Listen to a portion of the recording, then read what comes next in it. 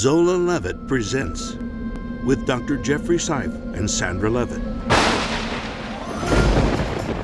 As dark clouds ominously loom over the horizon, radical Muslims charge the atmosphere with brazen disregard. As the sun sets over Christian Europe, sleeping Christians need to wake up. Non-Christians need to get up, and moderate Muslims need to rise up.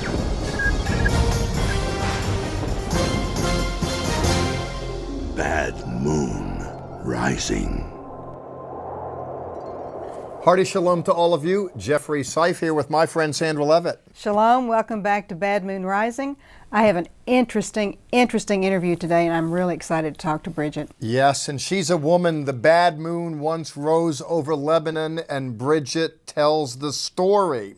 This woman is lauded all over the country. She's commended by former CIA directors, by big staff generals in the military. This is a lady in the know, and I want you to know that I support her, as do you, Sandra. I'm excited to talk to her. She really has some things to say. This book, Because They Hate, really gets into it. Oh, yeah. I took it on the plane with me, and I had it on my carry-on. I thought, I wonder if people are going to wonder why I'm reading all these things, but she's terrific.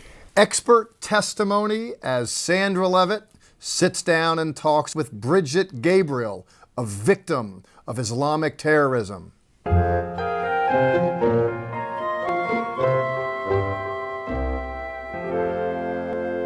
Brigitte, it is my honor to have you here today. I read your book. I was amazed that anyone could go through as much as you've been through and come out on the other side. I really am in awe of you. Thank you. I am. You do what you have to do to survive, and when there's a purpose for your life and God is watching after you, amen, you will survive. You're raised a Christian. Your parents were older when you were born, but you were raised in Lebanon, and a Lebanese Christian is what you are. Yes, many people do not realize that Lebanon used to be the only majority Christian country in the Middle East. That's when right. people look at the Middle East now, they think it's all Muslims, all Arabs are Muslims. It's not true. Lebanon is very much a republic like the United States of America. It was the only Arabic democracy in the Middle East.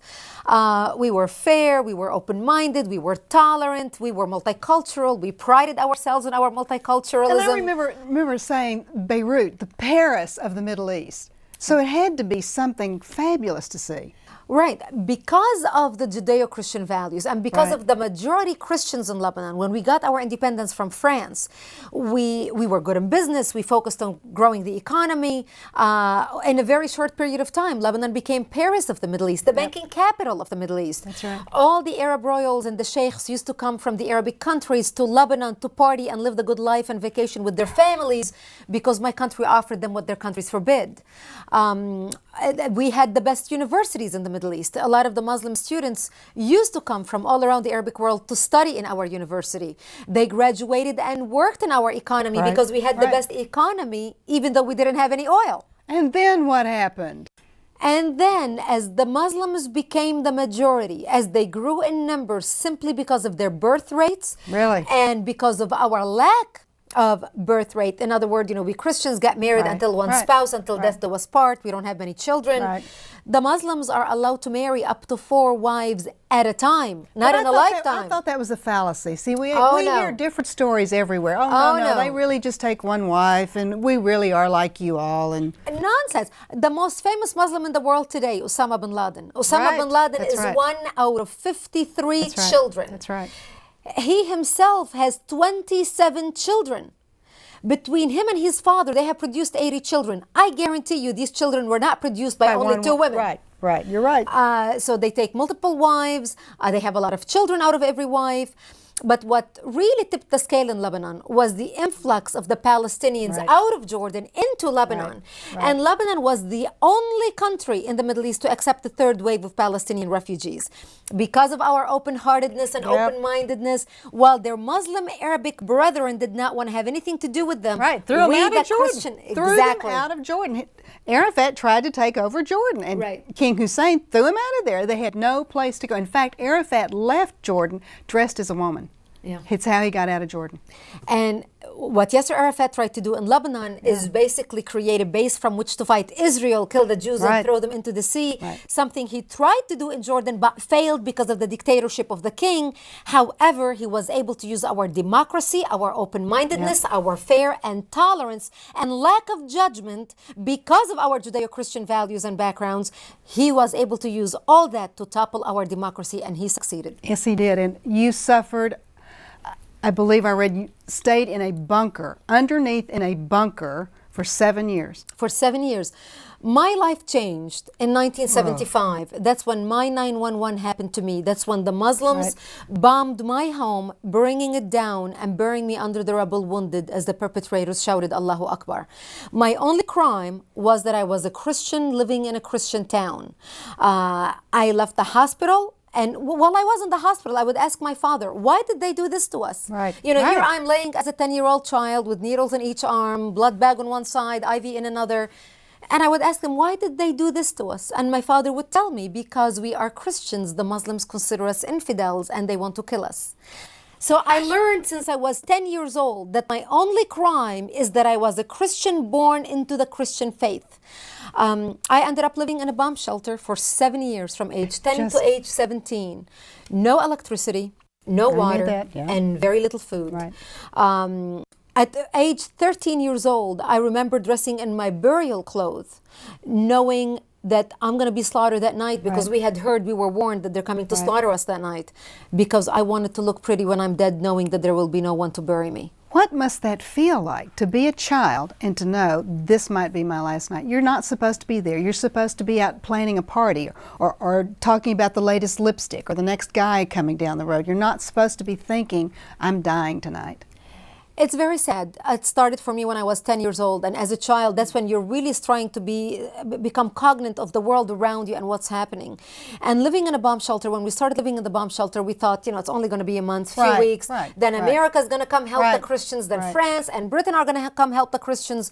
But the Christian world did not understand and realize what was happening in Lebanon, which basically was the opening salvos of the worldwide Islamic war against the infidels. By the time I was 13, we had been living like this for 3 years. And I was living day to day. Very little food. Crawling under the bombs to gather grass so we can eat, digging out grass and dandelions that grew around the bomb shelter. Crawling under snipers' bullets to a nearby spring just to get some water. And this was our existence. And, you know, when you're raised like this as a child, you don't know any different. You, waiting for death at age 13, I remember crying as I put my Sunday dress on, my best Easter dress, because I wanted to look pretty when I'm dead. And I was begging my mother, I don't want to die. I'm only 13 years old. And she just stood there crying, combing my long black hair and tying a white ribbon in my hair that matched the flowers in my dress. And there was nothing she could say to me. Nothing. No. Nothing. How hopeless must that have felt? Hopeless. And I remember sitting in the corner of our bomb shelter that night, holding each other's hand, my mother and my father and I, praying. and saying the Lord's Prayer. And my parents said to me, if anything happens tonight, you just run towards Israel and you never look back. We lived a long life. You just saved your life. We will create a distraction and you just run and never look back. Thank God I didn't have to make the decision that night, because that's when Israel came into Lebanon physically and established a security zone to help the Christians survive.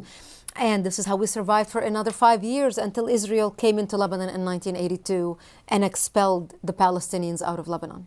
Or at least a part of them. Part of them, and now they are rearming and going again. It's an incredible story. And then you come to Israel because you're sick, and you have to pay a taxi driver in Lebanon, and you had a little bit of money, and you go and the taxi driver takes almost all your money, and you get to the Israeli side. And I love the story because the Israeli taxi driver said, no, I'll take you to the hospital. It is all right. I'll take care of you. The ambulance driver, he said, this is a free service from us to you. You don't have to pay me. And I use that example because it shows the difference in the values and character between the Arabic culture and the Israeli culture. Where in the Arabic culture, someone will take advantage of a little girl. Everybody is out for themselves. They have no compassion or any human compassion. While in Israel, at a time of war, the Israeli driver was able to help me. A kid. Help a kid. Help a kid. Brigitte, we're going to be back in just a minute, and we're going to talk about what we can do to stop Islam. Back after this.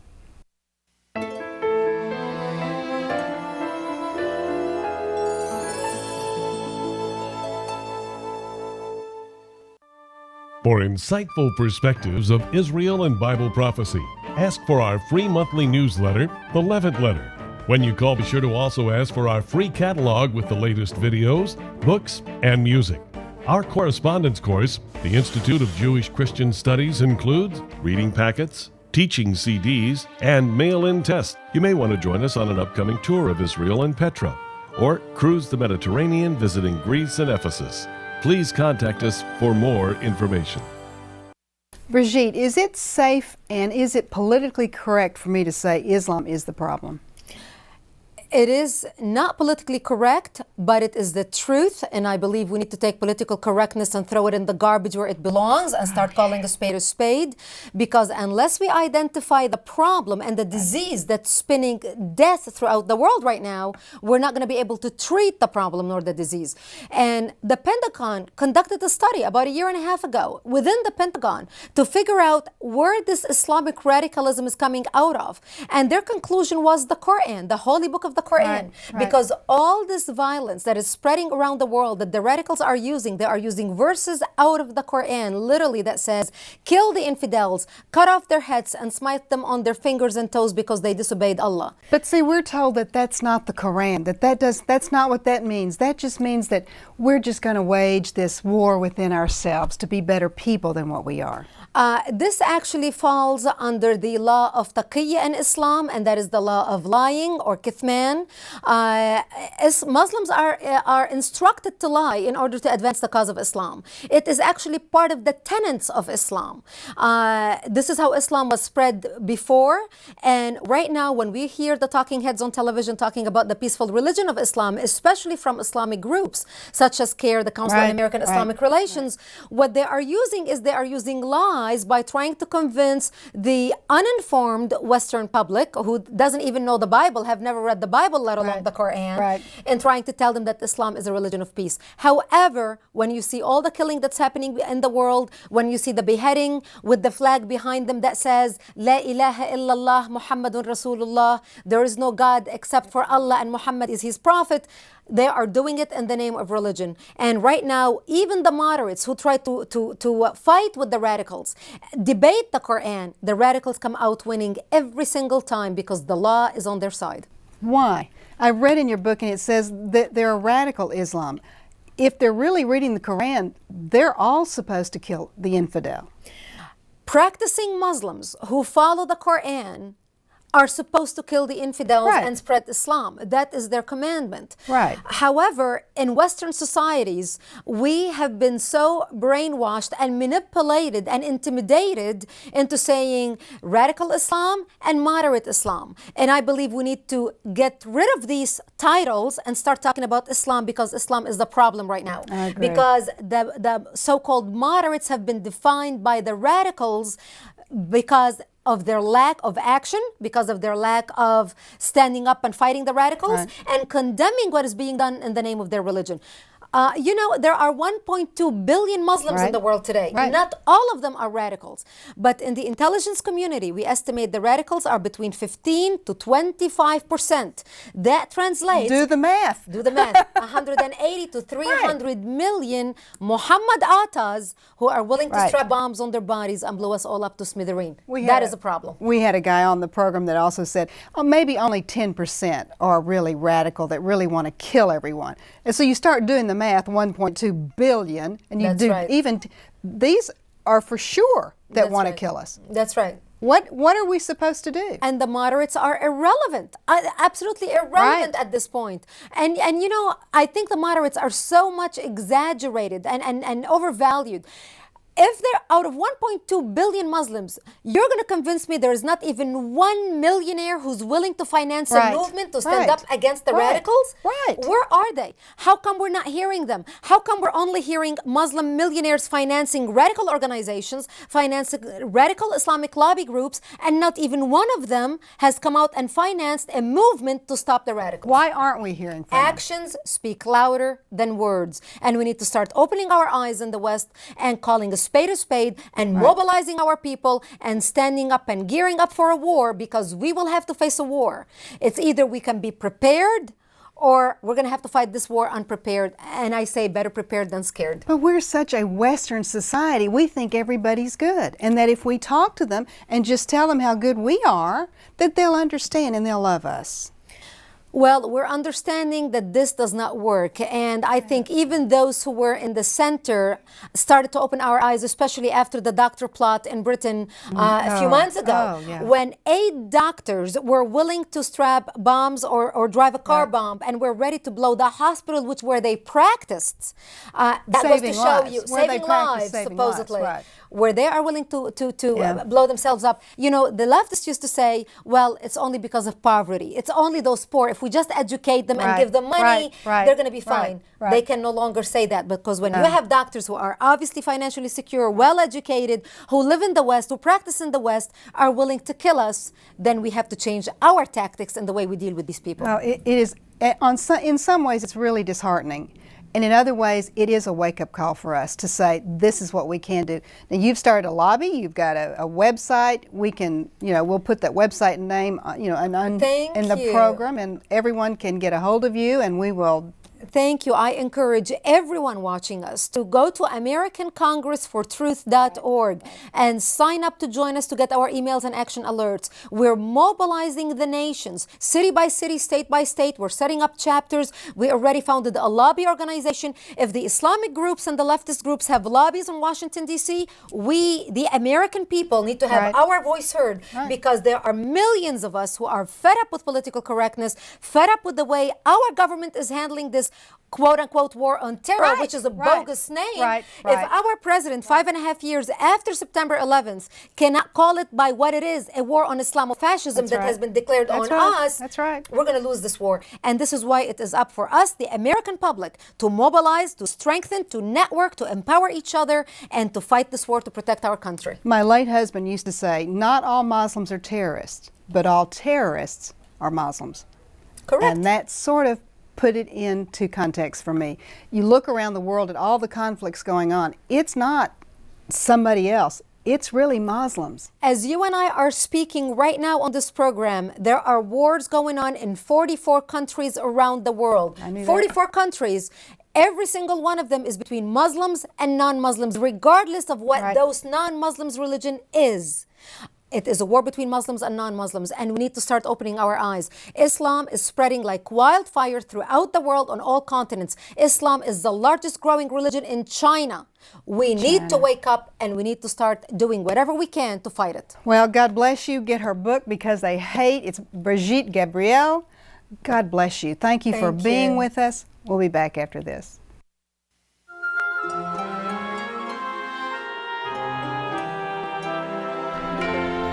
Bad Moon Rising continues.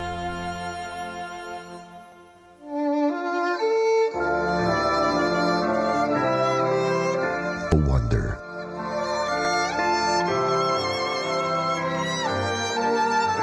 The beauty.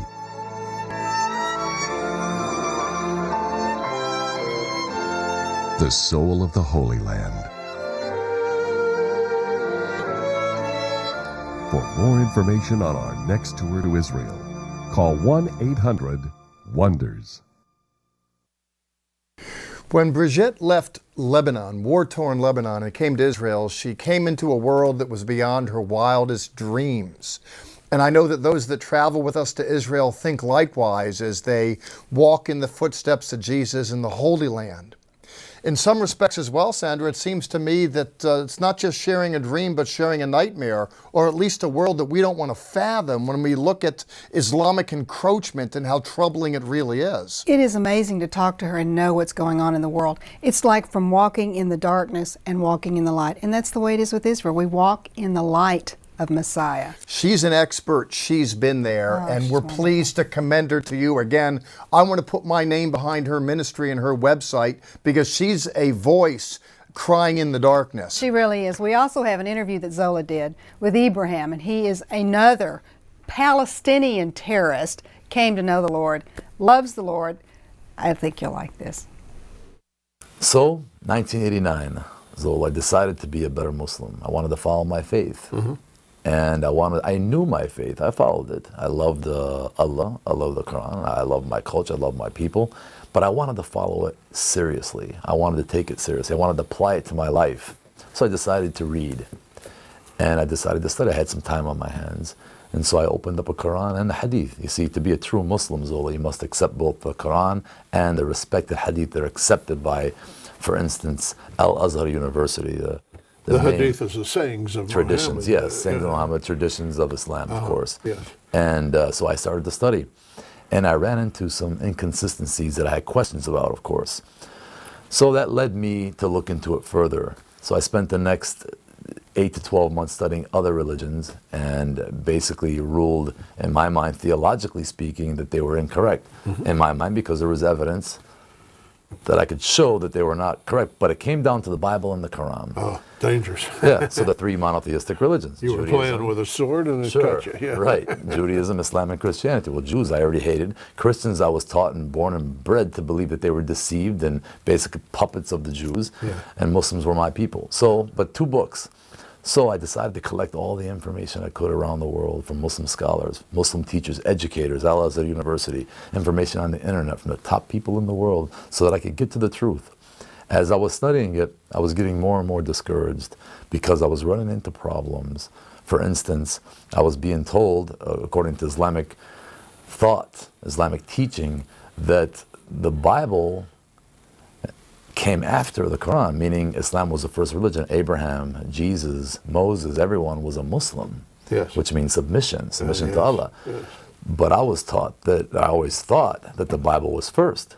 But I was taught that it was the reverse. So it opened up a whole slew of questions, but not just that, many other inconsistencies. So I started to look into it further, piqued my interest, and I was not going to stop until I found the truth. Well, the Bible with its histories of the Romans, the Greeks, and so on, it's obviously much earlier than the Quran. Sure, but the educators and the teachers of Islamic law do not teach people that. Of course, they teach that Islam was the original religion.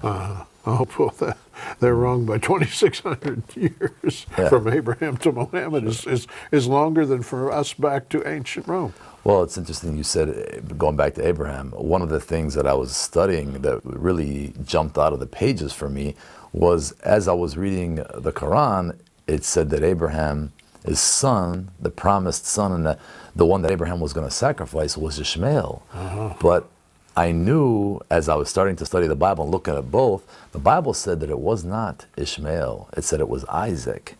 So as I studied, I saw the parallels. Now I have a problem. I could see a clear contradiction between the two. So I thought to myself, they both cannot be right. One must be right, one must be wrong, or they're both wrong. Yeah. So I decided to look into that further, and that opened up many other doors, of course. Well, for the next 3 years, that's what I did. Morning to night, I investigated. I got to the root of it.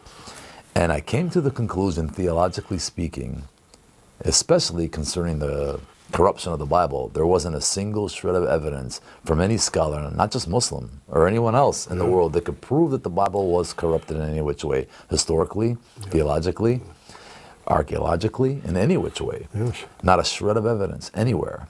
And I was stunned to find that, because that's one of the main doctrines that are being taught, that Muslims are being taught, that the Bible is a corrupt book. Yeah. There is no evidence for that. Yeah. But in your case, that's a costly thing to find out. The Bible itself says, count the cost. Yes. Because you Zola, were faced with a terrible decision. I was stunned. Not only that, I had to also study the reverse. I had to study the Quran. Yes. And I was running into problems, running into holes. One day, after about 3 years, after I knew theologically it was true, I got on my knees and I said, God, I know the God of this Bible is real. I know you're real. I'm asking you now to reveal. And I prayed that prayer every day for months after that. Even though I knew theologically, I had another problem, Zola, the biggest problem of all. What do I do with my hard heart? 99% of that hard heart was directed towards my hated enemy, the Jew. Yeah. Because what I was reading in the Bible is that all of us are the same. In other words, the Jew is not less than me. And all my indoctrination, that they're my enemy, and I hate them for many reasons, I had to let go. I knew I had to. The Bible is telling me we're all the same in God's eyes. He's no respecter of persons. How am I going to let this go? In other words, I wanted to believe the Bible, but I wanted to keep my hatred. Oh, yeah. No, that won't work. Did it? Yeah. So for months it went on. Finally, God purged me of it. That is Ibrahim, a believer, a former Palestinian terrorist in jail in Israel, came to know the Lord. That is our hope. That is the hope for every mankind, Jeff, that they come to know the Lord. That's right. Jesus, Yeshua, went on record saying, you'll know the truth and the truth will make you free. Individuals can listen to this program and hear Bridget, and the truth can make you flee. At one level, it is rather disconcerting, isn't it? It is, but we know the outcome of we win. We win. Our lives are always with Messiah now. Yes, my world is full of confidence because I believe that there's a God that comes into individual people's lives and changes them.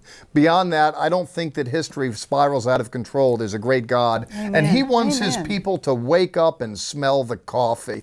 Bridget is prophetic at one level. It was profound. exciting. Oh, it was exciting. She is a voice that needs to be heard again and again. In fact, I am pleased to commend this volume because they hate.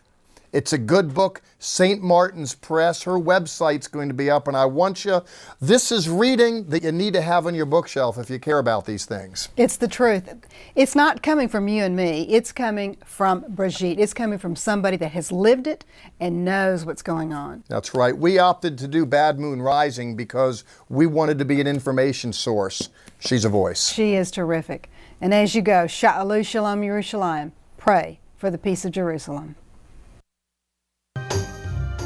Our offer this week is Fanatic Islam, a Global Threat, a compelling study of Islam, offering proof that this is the major force of destabilization in the world today. This book cuts through the media's rhetoric to the hard, cold facts confronting all of us. A must-read. Is Fanatic Islam a Global Threat? And you may also call toll-free for our colorful monthly newsletter, The Levitt Letter. This free publication includes Bible lessons, insightful news commentary, Hebrew lessons, and more. Call 1-800-WONDERS. That's 1-800-966-3377. Or write to Zola, Box 12268, Dallas, Texas 75225. You can also see our Levitt letters, TV programs, and national airing schedule at www.levitt.com. Please remember, Zola Levitt Ministries depends on tax-deductible donations from viewers like you.